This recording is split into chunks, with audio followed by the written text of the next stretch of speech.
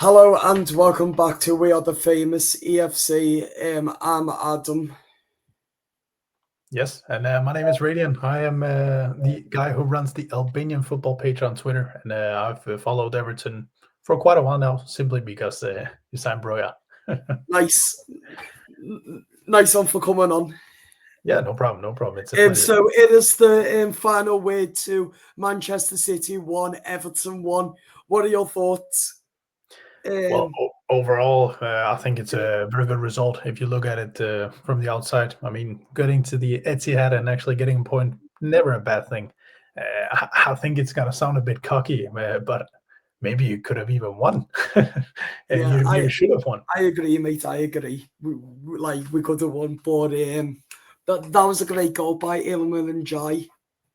Yeah, fantastic goal and from a fantastic player. I saw a lot of people saying the last couple of weeks he doesn't have the end product and he's not as effective as he can be. But there you go. That's the end product for you. Yeah, he proves to us that he's the end product, and boy, that was a great goal. But at times we were sloppy, and that. But Yeah, I guess that's Everton all over and Sean Dyche. I'm going to quickly share with you the highlight of Ilman and Jai's goal. yeah. Why not? I am in love. I can't deny. Our number 10, his name is Ilman Jai from Senegal.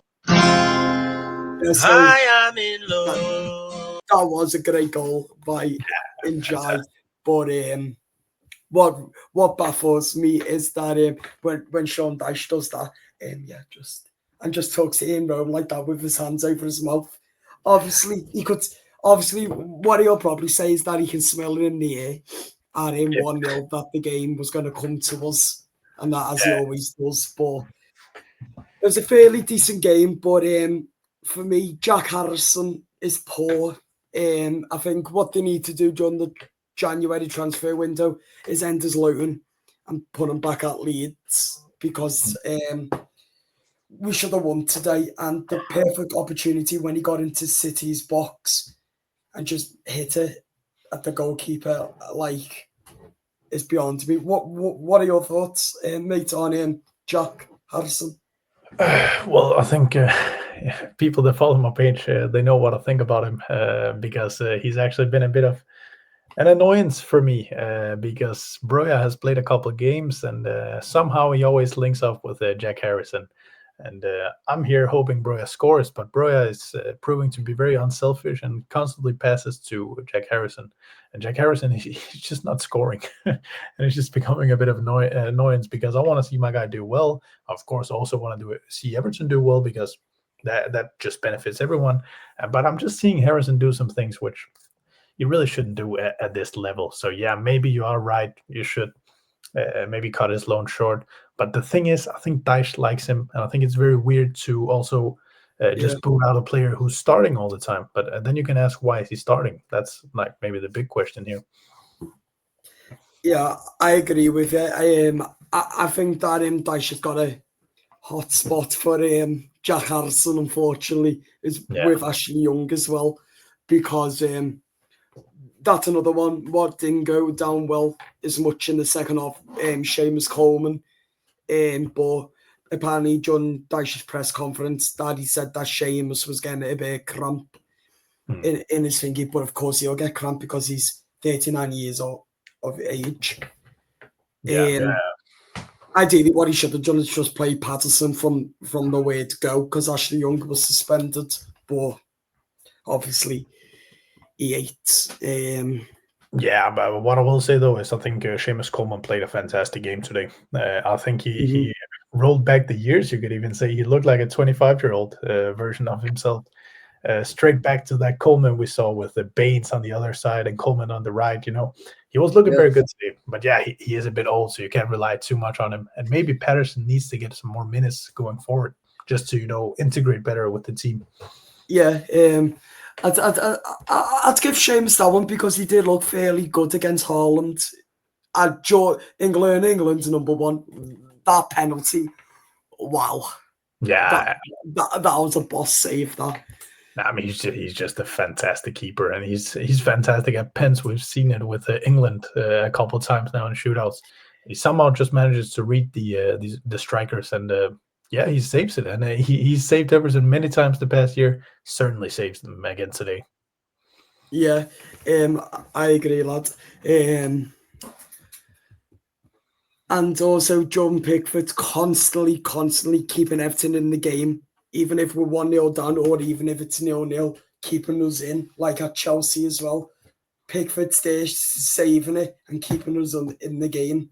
And that's, for me, is what I like. But I think what Dyche needs to do now, ready for the Forest game for Sunday, is that he can say to himself, okay, so I fixed the defensive bit now because we've got the best clean sheet in Europe all of a sudden now. So if we've got that, then he should be looking at how can we get these draws into wins more often.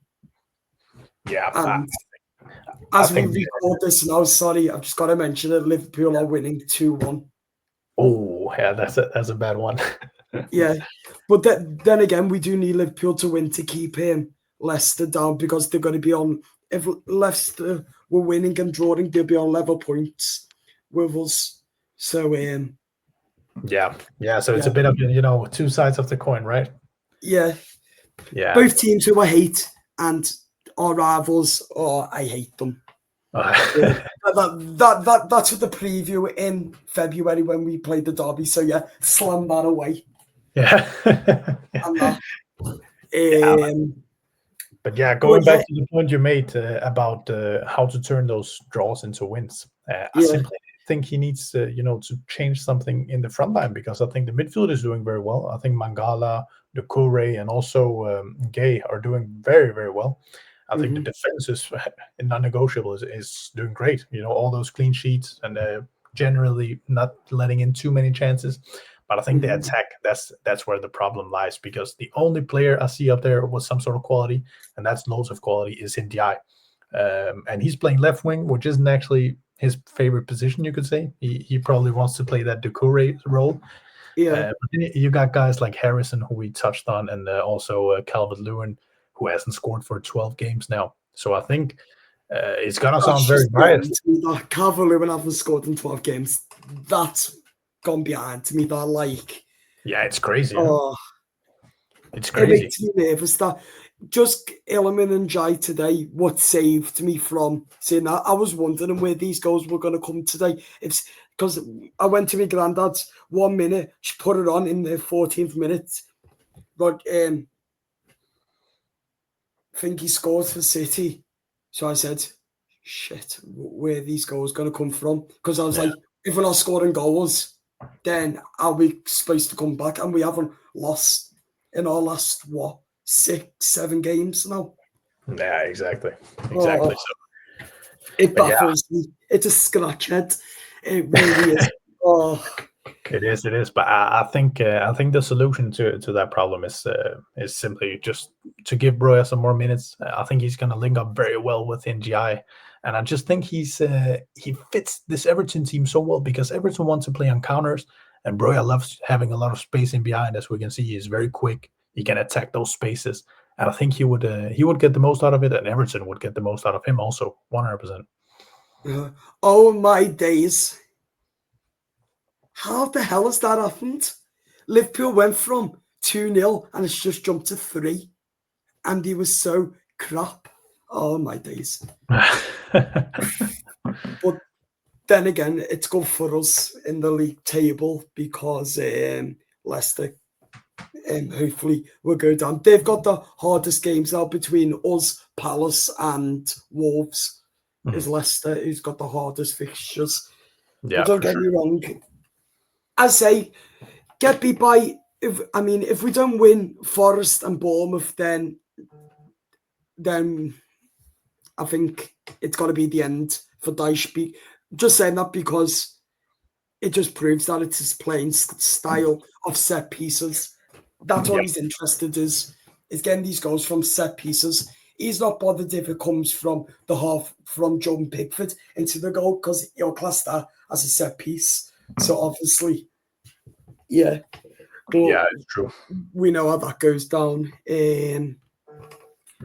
But we were poor in the first half, apart from when Illiman and Jai scored, I'd say.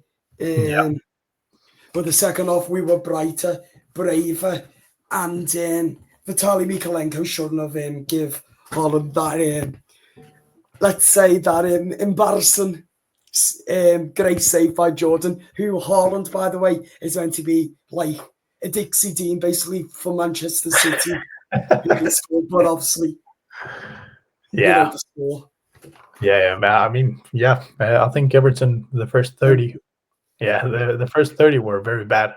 They had so many chances, City. Luckily, you only scored one of them. And then somehow, some way, Everton equalized and take control of the game. Because I think for the rest of the game, Everton were looking the better side. Yes, they got a penalty, but it gets saved. And after that, we didn't really see much from City. Then Broja gets subbed on, and Broja was creating all sorts of problems for City and could have easily won that game. But I just don't know how it didn't happen. Mm-hmm. Yeah, I agree. I don't understand how, we couldn't even, win. The amount of chances we've had, we should have been at least 4-2 up in the first half and the second half after when City equalised. It should have been at least 4-2 to us. But I bet, if that was the likes of your Fulhams, Leicester's, I bet, and Wolves with their new managers, I bet, if that went in, all of them goals, it would have been at least 4-5-6-2 if City were playing like they did against us. Because don't let me get you right, City were a joke. Yeah, they were a joke. They were really playing well after when they conceded to us, they literally lost their heads. Bit like Everton sometimes, but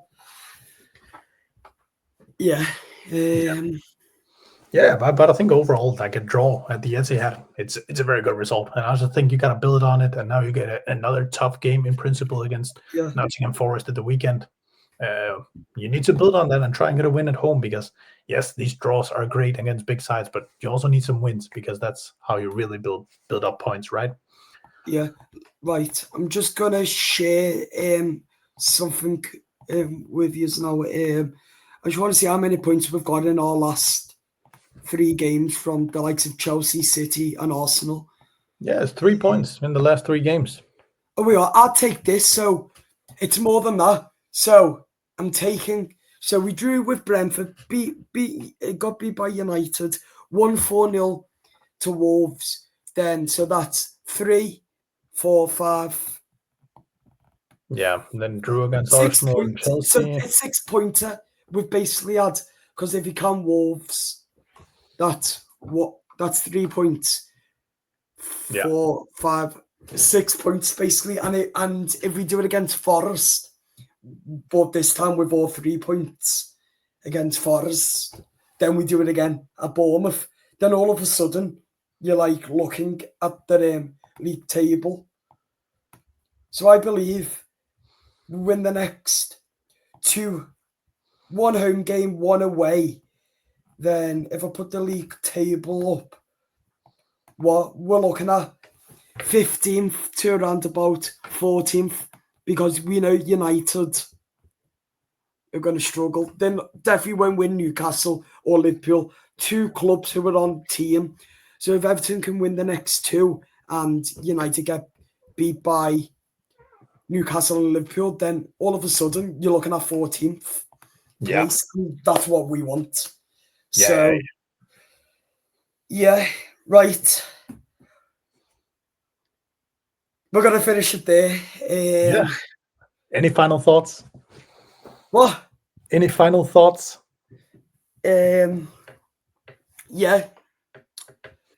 Dyche, you need to get a clue in your head of what we're playing. What football are we playing? Are we playing offset pieces? Are we playing defensively now? Or are we going to play attacking? Because I'm not sure what we're trying to play at the minute. If we're playing defensively what we've been doing or going off set pieces. It's one of them two we're doing it off, and I don't know what. So Yeah, man. come I out think in the press conference, but don't come out with all the bullshit you do. Not good enough. But I just want to know what we're playing. Defensive football or set pieces football. What? Yeah, I mean, I think overall both of them is just badass. I think he's done a good job overall, and he's getting some very good results. I just think he needs to tweak some small things, and if he tweaks them in the correct way, it could be very, very good for Everton here for the rest of the season. But if we can't win the likes of Nottingham Forest and Bournemouth, then there will be questions for me. Like, then we'll have to look at it. Them home games, we should be winning, right? Right, we're going to finish it there. Subscribe to the YouTube channel, like the video, and I will be back tomorrow for the match preview ahead of Sunday's game, I believe, at... let me just check. Forest at home. Yeah, I'll just see what time kickoff is. 3 o'clock Sunday. Then again, we're back on Saturday, the week after, to play Bournemouth. So, we'll be back tomorrow. Subscribe. Bye-bye. Bye.